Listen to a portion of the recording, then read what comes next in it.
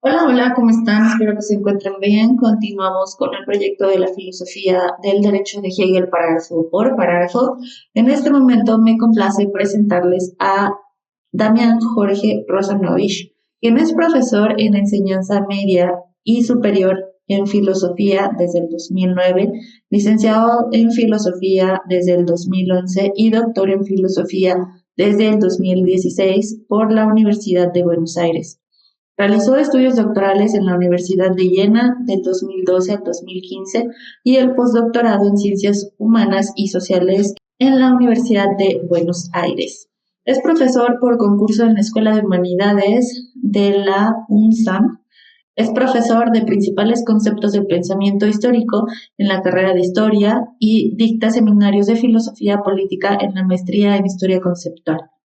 Forma parte del consejo de redacción de la revista Conceptos Históricos en la USAM. Desde el 2021 es director del proyecto PICT, titulado Las fuentes filosóficas del Estado de Derecho, radicado en la Escuela de Humanidades.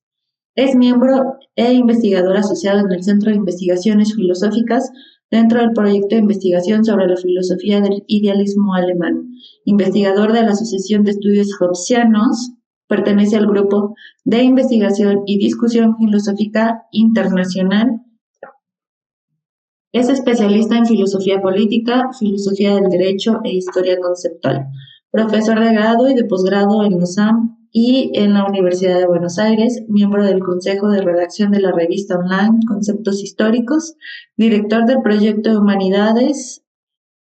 Actualmente investiga el teorema de la secularización como clave interpretativa de las ciencias humanas. Esto va a ir del 2023 al 2025. Ha sido becario de la Universidad de Buenos Aires, de CONICET y del DAC.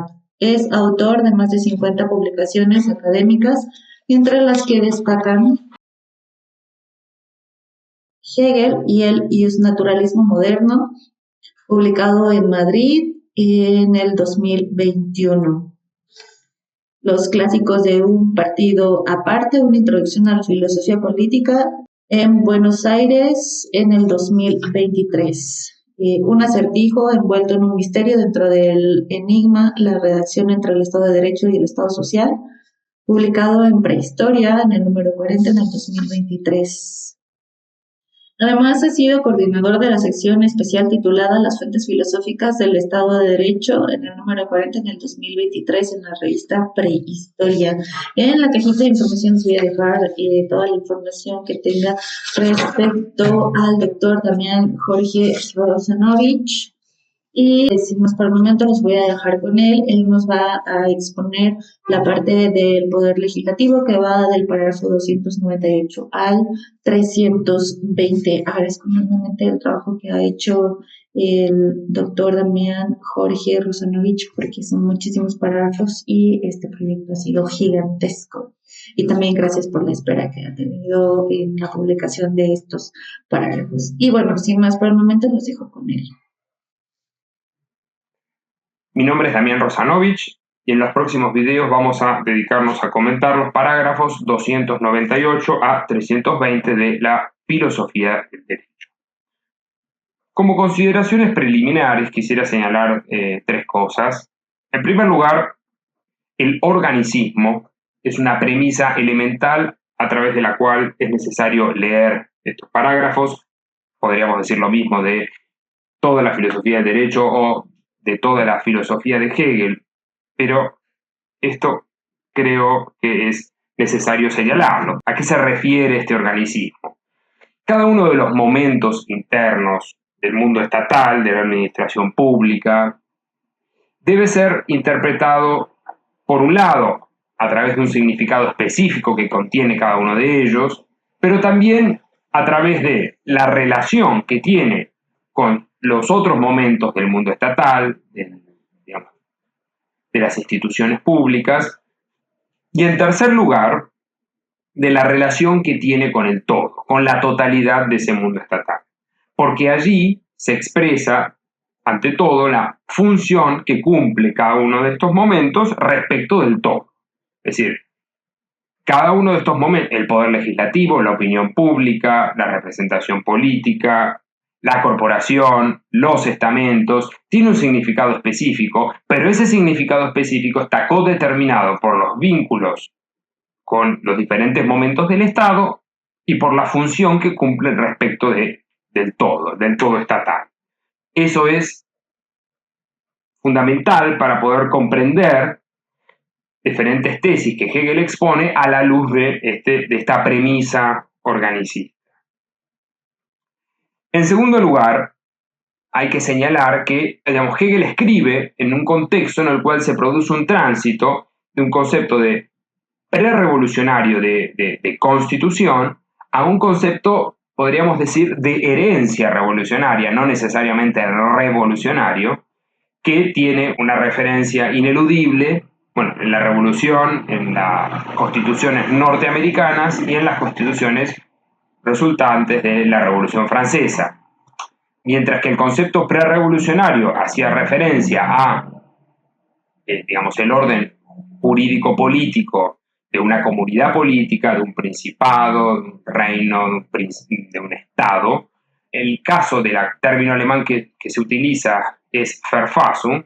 El término constitución, escrito con K, de procedencia, no como apropiación del término inglés y de su par francés, avanza un poco más sobre esta determinación y da cuenta o se refiere explícitamente a un texto escrito y tiene como referencia, también diría insoslayable, la Declaración de los Derechos del Hombre y del Ciudadano de 1789 y su artículo 16, en donde se señala que no puede haber constitución si no hay división de poderes y garantía de derechos individuales.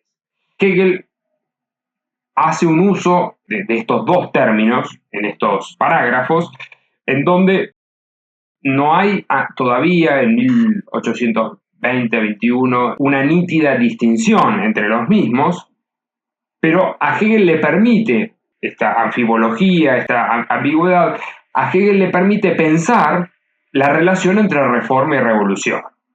Y pensar la revolución como un resultado de un proceso histórico, como algo que puede ser explicado a partir de, no el autoesclarecimiento de una comunidad política, o de un pueblo, o de una fracción del mismo, sino como un resultado de un proceso histórico.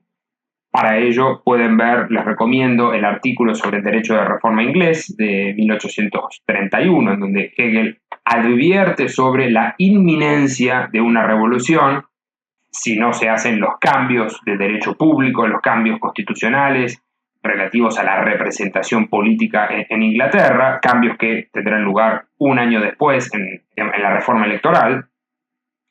Y por otra parte, así como piensa esa revolución, así como presenta una manera de pensar la revolución, la reforma aparece tematizada, teorizada, con este espacio singular que es el poder legislativo, y también la relación entre una constitución formal que se va adecuando a cambios de una constitución material, a un conjunto de relaciones éticas objetivas que tienen lugar en la sociedad civil, que tienen lugar en los usos y costumbres, a los cuales se refiere desde el parágrafo 298 en adelante.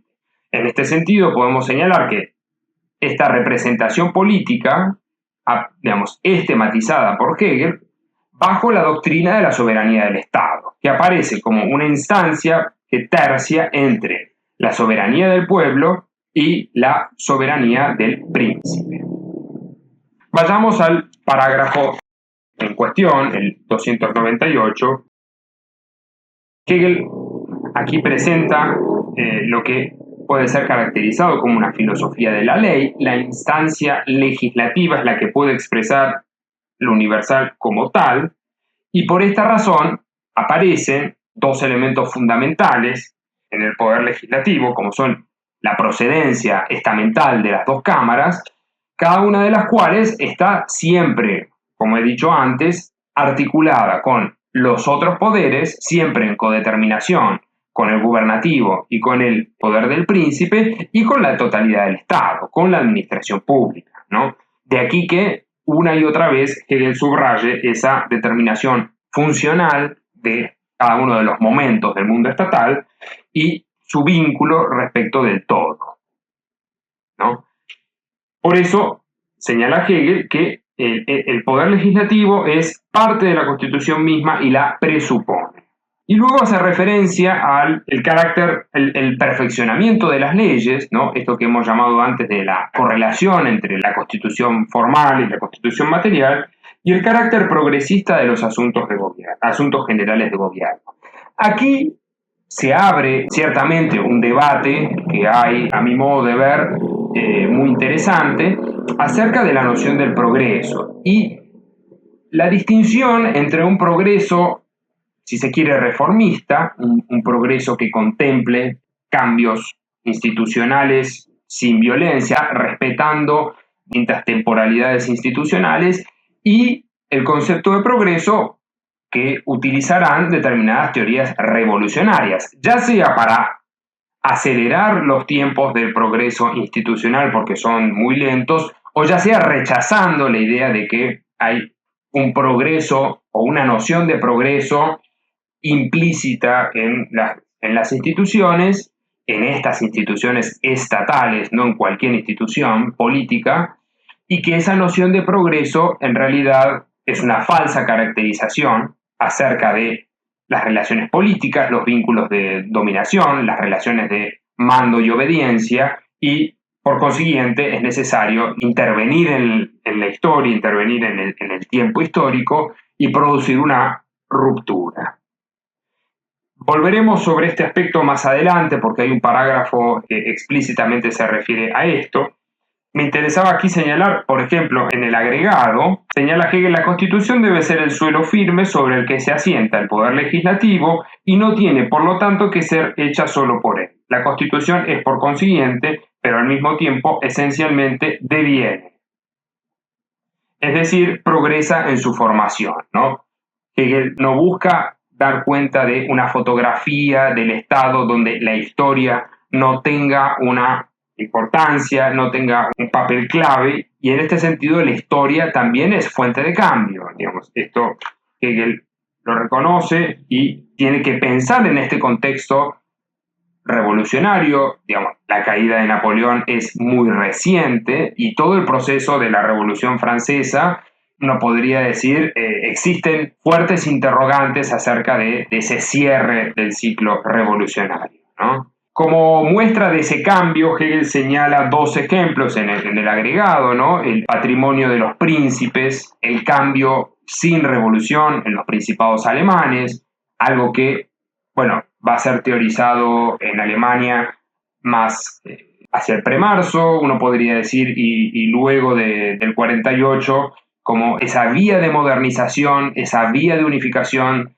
del Estado alemán sin revolución, ¿no? El famoso Sonderweg, esa manera de pensar la unificación alemana como un modo de ofrecer una respuesta a las tensiones, y eso ya parecía caracterizado por Hegel en un texto de 1802, que se llama La Constitución de Alemania, un modo de superar las tensiones entre Prusia y Austria. Aquí es evidente que ese concepto de constitución tiene un matiz prerevolucionario. Y en segundo lugar se refiere a la función judicial del emperador. Esta es un parágrafo de presentación muy preliminar, en donde podríamos decir que Hegel subraya algo sobre lo cual ya había insistido, esto es el organicismo y la idea de que el poder legislativo, de igual modo que cualquier momento del Estado, es determinado y es caracterizado a partir de estas tres instancias, ¿no? Lo específico, lo correlacional y su función respecto del todo, el sentido que tiene a la luz de la totalidad del mundo estatal.